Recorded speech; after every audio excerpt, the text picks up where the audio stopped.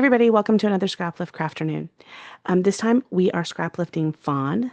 She's got a really cool layout that has a one photo and a kind of a background with embellishments on the two diagonals, big embellishment cluster on the upper left, big embellishment cluster on the bottom right with the photo.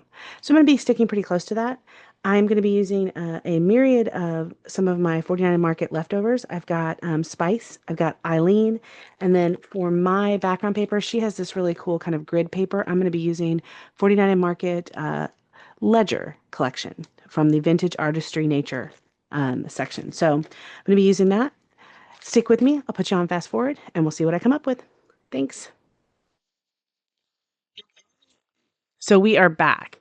So I pulled out a bunch of 49 Market, Spice, and Elena, and then a few other odds and ends. So what I have done with my 49 Market, and this might help y'all, is I have basically, once I've gotten down in a collection to just a few things left, I've grouped them together by color.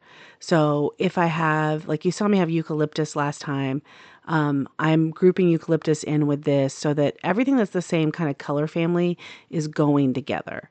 And that means I can just pull things out. Now, Spice was a very heavy fall collection, and therefore it had a lot of pumpkins and it had a lot of words that said fall, fall weather, good fall, autumn. And so I had to just ignore all of those. But for the other parts of it, I was able to use quite a bit of the colors.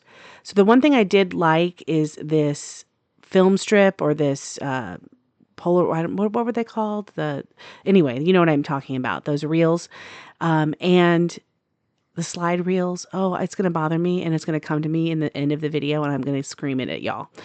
And I wanted to use that, but it was too pink. So I took some of my scorched timber and I just kind of roughed it up a little bit so that it matches. So I wanted to mimic what she had with the two different sections of the page. So she had a section in the upper left and a section in the bottom right.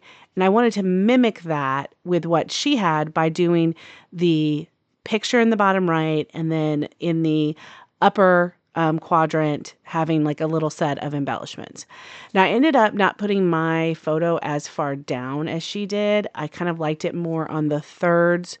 And I cut my photo square so that I could use this mat. There was one mat left in the embellishment pack, and I used that.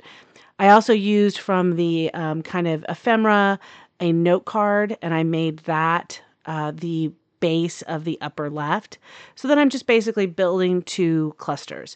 Now I didn't copy her tags or her fishtail banners that she had coming out of hers. Instead, I'm just going to make those two big clusters. But I think you see inherently both with the colors I chose and with the fact that I'm having the clusters that I am kind of scrap lifting this layout. Now, I did want to use as many of the rub-ons as I can to kind of give the background a little bit more dimension. She has a lot of and I don't think it's mixed media. She has a lot of florals and leaves and stuff. So I'm putting that on mine as well. But I'm using the rub-ons that came with these collections to do that.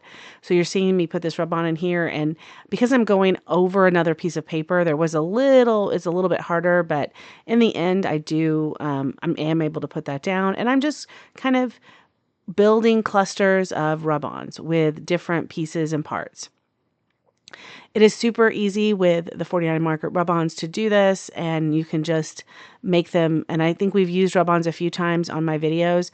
Sometimes you end up covering up 90% of the rub-on, but just like mixed media, that's okay. I treat rub-ons a lot like mixed media, where they're kind of a foundation to add a little color to the background, and it's perfectly okay to go over them. There are some rub-ons that are historically like titles. Those aren't the same, but for what I'm doing today, that's basically what we're using it for. Okay, so you're seeing me kind of find places to put all of these, end up putting that pink there. I have to basically pull the photo back up and then stick everything back down.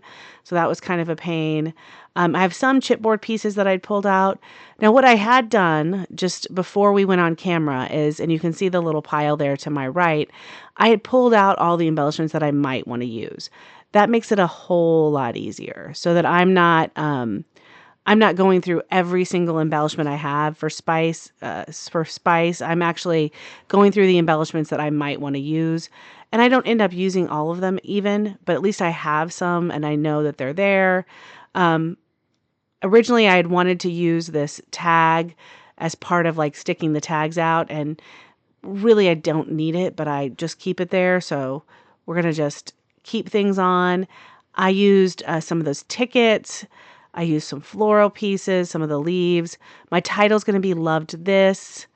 I do have that Better Together kind of purple banner up there.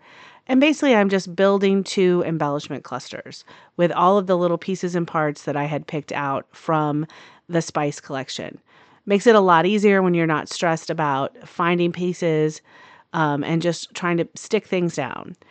So after I pick out a whole bunch of different things and I have basically built up all of the things that I want to have on here, the last thing I have to do is glue it all down. So that does take just a little bit, but I'll let you guys watch that. But here is just all of this coming together. I hope you're enjoying that. I hope you enjoy just the process of watching everything come together. A lot of my videos lately have been just using 49 in Market. I'm in a little bit of a 49 in Market kind of era, let's say, if anybody knows what else happened this week. And I wanted to just use it all up. Now here you're seeing me put everything that I have back in one of those 4x6 holders. And that just allows me to keep everything together. And then I'll go through all of it again the next page I make. And it does make it tremendously easier. I just have everything that's left in a 4x6 kind of container, one of those plastic containers. And then I'm just going to glue it all down. So I won't make you watch me tape it all down, but I will fast forward and then you'll see the end. I'm back. And hopefully, as you watched me put this together, you saw that I took all of the things that were pumpkins and stuff and I put them back with that kit because that obviously doesn't fit this. But I really like how it came together. I didn't do the tags on the sides like she did, but I did do two clusters with a lot of things popping out, used a lot of rub-ons, and I'm really pleased at how all of this came together. I'm just kind of using my leftovers of a collection. It was a great way to use up some leftovers, and if you want to scrap lift this, it's a great way for you to use up some leftovers of a collection. Hope you enjoyed it, and I'll see you next time when we scrap lift someone else. Thanks, everyone.